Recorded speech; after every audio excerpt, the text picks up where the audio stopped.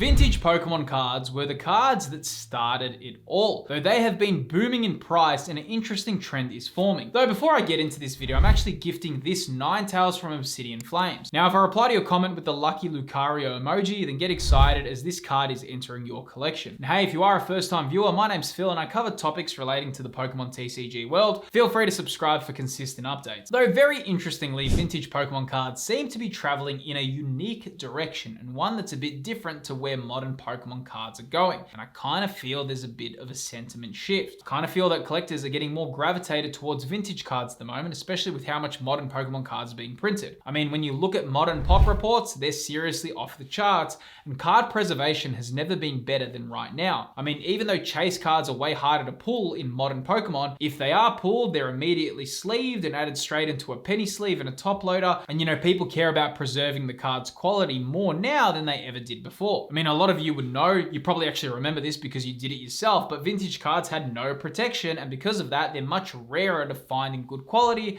And some vintage cards only have a few cards in PSA 10 or in good quality because how rare it is to find them today where they're not damaged or tampered with. Though, I mean, just check this out and look at some of the vintage pricing history. All right, so here I am on PSA's official website. Now, on their website, you can actually go in and you can find real long-time data for any PSA slab that's available. So right now I'm on the PSA 9 Alakazam first edition. As you can see right here, this has data all the way from 2016. So you do get a really good long overview.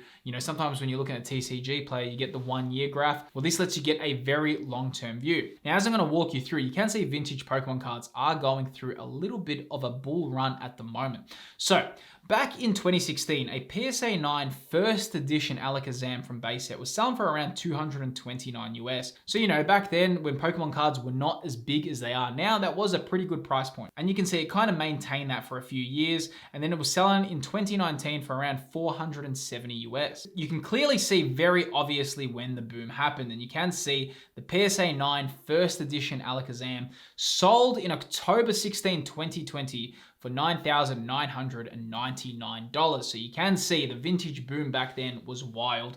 And of course, a lot of inexperienced people entered the hobby and just were buying vintage cards because everyone just thought that they were gonna rise indefinitely. And you can see the next sale was around $4,800, which is still really expensive, okay? But you can see it kind of did calm down. You can see in 2024, it was selling for around $1,140. And you can see it had a lot of sales around 1.7K, 1.8K. But you can see just recently selling for $2,300. We had one in April sell for $2,900. And the most recent sale price for $2,400. So you can see from when it was selling for around $1,100 last year in September, you can see last sale price 2.4K. There has been a little bit more demand for vintage cards. Now, I think what's going on, if you do ask me what's happening with vintage cards at the moment, I will be showing you throughout the video why they're so popular at the moment, is because I think a lot of people are waking up to, wow, Pokemon cards are getting printed like wildfire. Sure, you can't get product, but don't forget, a lot of people are scalping product. A lot of people are just holding onto sealed product at the moment. And I kind of feel that there is more transparency with vintage. We kind of already had a vintage boom. A lot of people went and graded their cards. Kind of what you have in the market for vintage is a very clear indicator what's available. With modern, it is so up in the air. There's that transparency that we don't really have because, even Evolving Skies, there's so many people keeping Evolving Skies sealed. So there's so many more Moonbarons that could enter the market. Whereas with these, the amount of vintage cards that are sealed, not just base set, I'm just talking all your vintage sets, it is very hard to get a kind of clear overview of that. Now, also, there's some pretty cool news because I've teamed up with Collector and we are both giving away this PSA 10 Gardevoir SIR. Enter now on my channel's Discord, which is in the video's description. Now, today's video is sponsored by the Collector app. Now, the Collector app is your go-to app for managing collections with real-time pricing updates. And what's really cool is if you have updated to the latest version of Collector, you'll notice that there's a brand new feature known as the Set Analytics tab, which gives you great current data on trends based on historical info. It shows a volatility score based on the price fluctuations and even even has a section to show you the market movers inside the set. You can also break down the set and see all the different rarities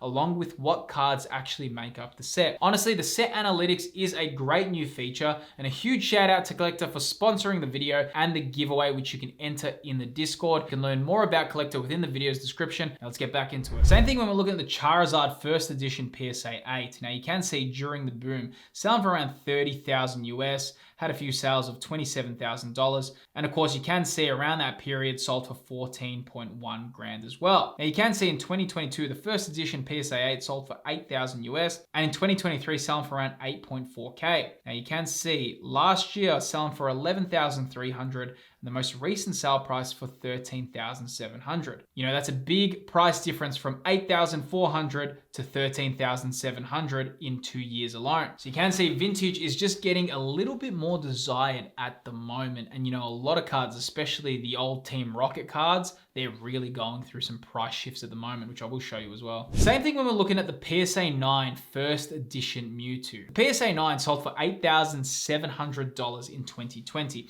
Then it kind of stabilized around more here, and it was selling for around 1.7K. You can see 1.6K. Then you can see even in 2024, found a low for 1,500 US. Now you can see the most recent sale price for $2,400. So, you know, that is a pretty big price difference from what it was selling for last year. Now, I do think that, like I said, sentiment is changing. A lot of people are liking vintage because modern right now is going down, but vintage is going up. So there is this weird thing. And like I said, I think people just have a bit more trust with vintage cards at the moment. But, you know, that doesn't mean that they're always going to go up. But I do feel that there is a lot of people that just, you know, prefer them as well. What's really interesting that back in 2020 and around 2021, vintage was the king of collectibles. It wasn't really that much about modern. But now I would say a lot of people prefer modern over vintage. I'm not saying that's the case for everyone, but right now you do have a lot of an audience that likes the modern cards, and not many people are that interested in vintage. Now, same thing when we're looking at the PSA 8 first edition Venusaur. You can see was selling for around $1,200 in 2024, some sales for $1,400. You can see the most recent sale price for $2,000 as well. So you can see that was just very recently sold as well. So you can see a lot of people are now buying vintage cards for a little bit more than they were willing to pay last year. What is causing that shift? If you do have some ideas on this, or if you have some rationale why you're thinking this is happening, let me know. My kind of opinion, like I did mention, was I do think that because Pokemon is printing so much, because there's so much more cards on the market, I do feel people have that trust with vintage at the moment. Now, very interesting when we're looking at the PSA 10 Rockets Mewtwo. As you can see here, check this one out, man. You can see in the kind of 2020 kind of boom, this one sold for 2,000 US in PSA 10. Had a high point for 2,000, and then it found for 2,400. Then you can see it kind of found a low point last year for 660 US, so it definitely dropped a fair bit from its kind of high point back in 2020 and 2021. But moving on here, check this one out. Sold in January for 1,600. And just recently in February sold for $2,000. I think because the whole Team Rocket and everything about Team Rocket is now back and trending, you can see this Mewtwo has definitely increased in price quite a fair bit. I'm interested to see what it would sell today. The last sale was in February, and I do imagine that if it was sold today, it would probably even exceed that price point. And in fact, it may find a new high in the market, given the fact that so many people are now, you know, revisiting kind of like the Team Rocket cards. And that's a really cool thing to know about Pokemon collectibles, okay? People always revisit and recycle. We saw that with Mega Evolution cards. Because Pokemon Legends ZA was coming out and we have a new Mega Evolution set on the way, everyone now wants to collect Mega Pokemon cards again. Cycling and how it kind of behaves is very important when it comes to kind of just predicting where the market's going to go. Now, again, check this one out. The PSA 10 Rockets Mewtwo EX. Check this one out, man. Even during the boom, you can see this one was selling for 2,000 US in PSA 10. In 2021, sold for 2,600 US. You can see right now with this whole new Team Rocket hype, Destined Rivals, you know, it's far more in the limelight now. Check what's happening here. You can see in 2023 sold for 2,500. Then in 2025, which is this year, with the whole Destined Rivals and Team Rocket hype, sold for 8,100 US. Another price point for 8,800. and the most recent sale price in May was $7,550 US. So you can see a huge price increase for this. Would have been an amazing investment if you knew what you were doing, but then again, how many people knew to buy this back then? No one kind of predicted it. But what you can do right now is maybe you can kind of look at what's going to be released in the future. We do have, Mega Evolution cards coming up.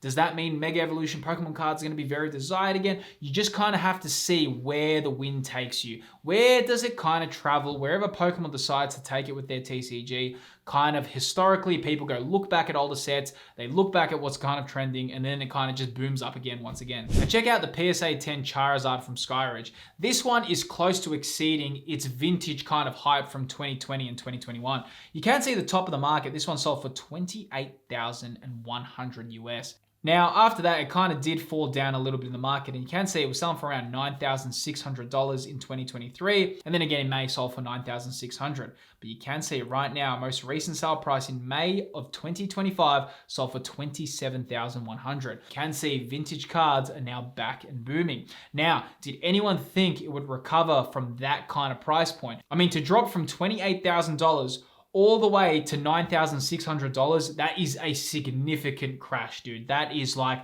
really, really big pullback in the market. But you can see it's kind of recovered at the moment, right? Now it's selling for 27.1K. Can it exceed that price? Well, it probably can, man, because none of these cards are really entering the market anymore. If there is some Skyridge being opened, the chance of it kind of becoming a PSA 10 is so rare as well, because vintage cards, just because they're new and fresh from a pack, as a lot of you who collect modern know, it definitely doesn't mean it's going to become a PSA 10. And don't forget, wear and tear, if that just depends where that booster pack was stored, could be damaged on the side. It's probably unlikely to get a PSA 10 as well. So that kind of is a future-proof card. Now also, if you do love vintage and old school Pokemon games, I actually have created a second YouTube channel called Philip's Trick Room, where I cover topics relating to Pokemon and Nintendo gaming history. If you do like my content and my style, the channel can be found in the video's description. Same thing when we're looking at the Gengar Skyridge reverse PSA 10 as well. You can see this one was selling for around $450 in 2020, sold for around $635 in 2024, and again in July of 2024 sold for $510 US. A PSA 10 can see most recent sale price for $2,076 of June of 2025. So you can see some big price growth for vintage at the moment. I wonder where this is going to go. I wonder how many more collectors are now revisiting vintage at the moment. I wonder now if you've been holding on to your vintage, if you're selling right now, because it is a big boom for vintage at the moment. And I do feel it does have so much to do with the fact that Pokemon cards are getting printed so much. People are just looking at these and saying, wow, you know what?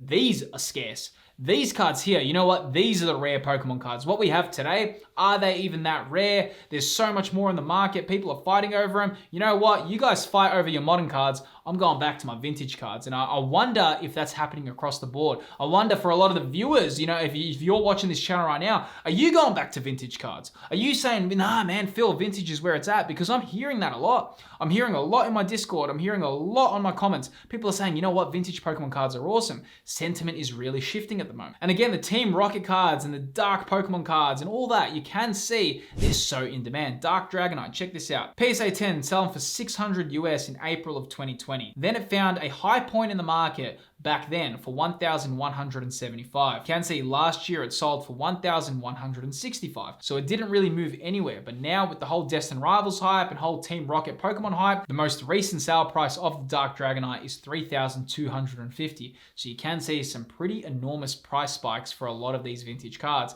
And again, is it going to continue to grow? Are people going to say, you know what, in 2 years, I'm not interested in vintage anymore? Who knows? But I do think vintage is in a far more unique position than modern Pokemon cards at the moment. Now, to be honest, I'd love to own and collect more vintage, but it seems like the time to buy vintage was last year. Right now, I do think a lot of people are transitioning from modern to vintage, and that is going to be interesting for a lot of reasons. Number one, maybe modern will become a bit cheaper, but then again, maybe people will really want to revisit their vintage sets because they kind of feel like that's where rarity really lies. Are these cards genuinely that rare? I think that's a real big topic coming up at the moment. I think a lot of people are questioning how rare are these modern Pokemon cards actually? And I think we're just kind of working through that at the moment. And I think a lot of collectors are asking more questions now than they were at the start of this year. I think with, Prismatic Evolutions and just reprint, and even Pokemon 151, Blooming Waters, reprint. Sure, the demand is there, but when we're really looking in 15, 20 years time, who knows how many more of these cards are going to be on the market. Don't forget, people protect their cards way more today than they did back then. I mean, no one was looking after these cards back then. So we are going through a very interesting shift right now. And more importantly, will modern Pokemon experience a downward trend, seeing as vintage is genuinely scarce? Well, I actually do reveal why Pokemon cards have a little bit of an issue with overprinting right here. In this video, I'll look over the fact that Pokemon printed 10.2 billion Pokemon cards in the last year alone. If you are interested in that topic, I recommend you click the video that's appearing on screen, subscribe to the channel, and I'll see you on the next video.